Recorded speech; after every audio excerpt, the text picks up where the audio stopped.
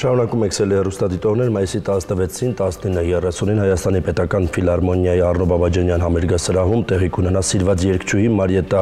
Բադալյանի 75 եւ իր ամուսնու Հայաստանի ազգային հեռուստատեսության երաժշտական հաղորդումների գլխավոր ռեժիսոր Յուրի Գզոյանի 85 հոբելյանական հուշերեկոն։ Երեկոյի ընթացքում իրենց հուշերով ձեզ հետ կկիսվեն եւ կատարումներով ելույթ կունենան անվանի արվեստագետներ, երգիչ երգահաններ։ Համերգի մասին կխոսենք մեր հյուրի հետ։ Մարիետտա Բադալյանի եւ Յուրի Գզոյանի դուստերն է մեր հյուրը երգչուհի Էլիզա Դարյանը։ Բարի լույս։ Բարի ձեզ։ Լավ եք։ Մերսի, լավ դու։ Դուք Հայաստանում եք ապրում։ Այո։ Հիմա հետաքրքիր։ Այժմ այո, 12 թվականից վերադարձել եմ, ԱՄՆ-ում եմ ապրում։ Բա ոնց եղավ որ վերադարձաք։ Կարոտը։ Իսկապես հայրենիք, այո։ Ինչ էիք անում այնտեղ։ Ձեր գործով զբաղվում էիք։ Չէ, երեխաներ, ընտանիք։ Հիմա ոնց հասկացա, ակտիվացել եք ձեր գործունեության մեջ։ Այո։ Նո, վերադարձա դասական վոկալն եմ եւ դասական համերգներ եւ այլն, բայց հիմա արդեն մամայի ոճի մեջ եմ ուզում ինձ գտնեմ։ Կարոտից եմ միգուցե մամայի, չգիտեմ։ Սկսեցի գիտար պարապել, որ իր երգերը կատարեմ այս երեկոյի համար հատուկ։ Հիմա արդեն այդ ոճը ավելի ուզում եմ թարմացնել մամայի երգերը իմ մեկնաբանություններով։ Ինչքան ժամանակ եք մնացել Միացյալ Նահանգներում։ Մոտ 8 տարի։ Եվ ինչ է լինելու համերգի ընթացքում, այստեղ ասացին, որ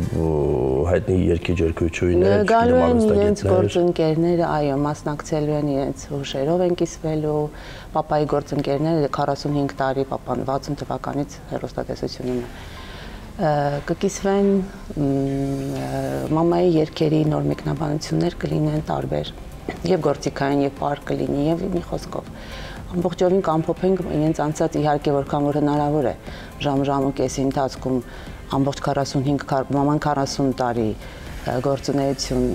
ունի, պապան 45 տարվա։ Դա մի քիչ անոնսի նման կստացվի, այնտեղ մի ժամվա ընթացքում հնարավոր չի նկարագրել իրենց անցած ճանապարհը,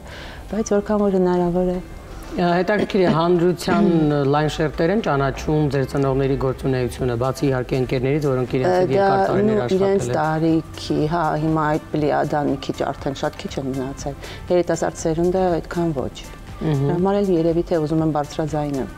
որ եղել է Յուրի Գզոյան նման կերպար, որ շատ երաժշտական աշխարհում հեռուստատեսության, հա, բավականին մեծ դեր ունի, մեծ ավանդ ունի պապան։ Իսկ դե մամային շատ են ճանաչում, սիրված երգչուհի է։ Հիմա էլ հենց նոր թարմ մեկնաբանություններ կարդում եմ, որքան կարոտով են հիշում, հասկանում եմ մաման պահանջված է։ Ինձ հետաքրքիր է մանավանդ ձեր հայրիկի հետ կապված հեռուստատեսությունը ինչի պարբերաբար դոկումենտալ ֆիլմեր չի պատրաստում նման նվիրյալներին ավելի մեծարելու, չգիտեմ։ Այդ հարցը ինձ չպետք է ուղղվի, ես ինքս վիրավորում եմ դրանից, պապայի անունը չլսելով ինքս վիրավորում եմ։ Նույնիսկ մեկով հաղորդումներ եմ տեսնում, որ ինքս ճանաչում եմ պապայի ձեռագիրն է, բայց անունը չեմ տեսնում, մի քիչ վատ եմ զգում դրանից։ Բա հարցեր չի առաջանում, այնտեղ որ հարցեր ուղղեք, ասեք մարտով որ 45 տարի նվիրված աշխատել է, ստեղծագործել է։ Ես ինքս եմ որոշել բարձրաձայնեմ, ինքս խոսեմ պապայի գործունեությունից, եւ իր ընկերները, ովքեր որ մնացել են, շատ քիչ են մնացել գործընկերները, ովքեր լսում են անունը, հուզվում են, հիշում են, կարոտը նոստալգիայի մեջ են ընկնում։ Այս ընթացքում, այս կազմակերպչական ընթացքում այնքան տենց հուզիչ պահեր եղան, որ կգանք խոսեն, ես ձեզ հիմի դեպ հրավիրում եմ, որ դուք էլ գաք ծանոթանաք Մարիետտա Բադալյան եւ Յուրի Գզոյան արվեստագետների աշխարհին եւ մամայի դիսկն եմ ձեզ նվեր բերել 19 թվականին թողարկվեց Սիրո Ռեքվիեմ իր վերջին երգի անվան հիման վրա Requiem of Love անգլերենով է ստեղծագործել մաման վերջի շրջանում բոլորովին նոր ոճով մաման նոր շնչով նոր ալիք էր մոտը ստեղծագործական շատերի համար անծանոթ Մարիետտա Բադալյան ինքը ռոք ժանրի մեջ ավելի շատ որտեղ նպատակ ուներ ռոք օպերա գրեր 3 ստեղծագործություն ունի բայց այդպես կիսատ մնաց վերջինը ինքը չհասցրեց երգի ես երգեցի այսպես ամբողջովին մեղեդ էր մաման ասելու բան շատ ուներ դա ռոք օպերան պետք է իրականացնել այո դա զիլվանա դեռ չեմ եկել այդ մակարդակի որ ես իրականացնեմ միայն կարող եմ երգել կատարել դե ամեն ինչ դեռ առջևում է Հուսով եմ ստեղծագործական մեծ ինչ են ասում առաջ խաղացում լինի մոտս որ գամ հասնեմ մամայի մակարդակի ստեղծագործական Կարևորը վերադարձել եք Հայաստան մնացածը իստում ես էներգետիկայի մեջ լավ էներգետիկայի մեջ այո իդեպ Հայաստանը ստեղծագործել է տալիս գիտարը դաշնամուրի մոտ լրիվ այլ կերպ ես քեզ զգում, գիտարը ձեռքիդ լրիվ այլ կերպ ես, լրիվ ուրիշ տրամադրություն է ստեղծագործելու առաջացնում մոտդ։ Հետաքրքիր է։ Շատերը ասում են, որ Միացյալ Նահանգներում մի տեսակային ստեղծագործական էներգիան մեռնում է։ Կա դրա մեջ ճշտարտություն։ Կան, կա, այո։ Ինչով է պայմանավորված։ Միգուցե միջավայրով։ Կարծում եմ միջավայրը հաստում է։ Ասում են, չեմ ուզում ոչ մեկին վիրավորել, ասում են, եթե որ թվականին որ մեկնում ես ԱՄՆ, մնում ես այդ թվականի մեջ։ Ինչ որ առաջ խաղացում չկա։ Իդեպ միայն Միացյալ Նահանգներ չէ։ Առհասարակ Հայաստանից երբ որ դուրս ես գալիս, ուր ուզում ես գնա, որ թվականին գնում ես, այդ թվականի մեջ էլ մնում ես։ Եվրոպայել է, Ռուսաստանը առաջատար է։ Երևանը շատ առաջատար քաղաք է։ Պահանջը, հանդիսատեսի պահանջը, այդ վերցնելու, ստեղծագործելու այդ կամքը կա, այնտեղ հա, այնտեղ մահանում է։ Հետո սարերը, էներգետիկան, բնությունը, կեղտոտոտը, Ասում ինչքան վատ է, այնքան բայց բնությունը ինչու՞ չէ, հա, Սահյան կարդացեք կամ Շիրազ ամբողջովին բնությունն են, չէ՞, խոսում։ Ստեղծագործելը գալիս է իսկապես այդպես է։ Կեղտոտոտն են լուրջ ասում։ Իրական հիմա օդահատոտվածությունը կապ չունի, մենք որ լավ բնություն ունենք, այդ պարզ է։ Եվ առհասարակ Հայաստանի էներգիայի մասին մենակ հայերը չէ, որ խոսում են մարդիկ, ովքեր հայ չեն, բայց լինելով Հայաստանում իրենք միշտ բարձրաձայնում են այդ մասին, քիչ առաջ են։ Եվ մենք անընդհատ լսում ենք դրսի մարդկանց, եւ մեզ համար դա ինդիկատոր է ինչ-որ առումով, որ մարդով հայ չի, չունի հայկական ոչ մենտալիտետ, ոչ արմատներ,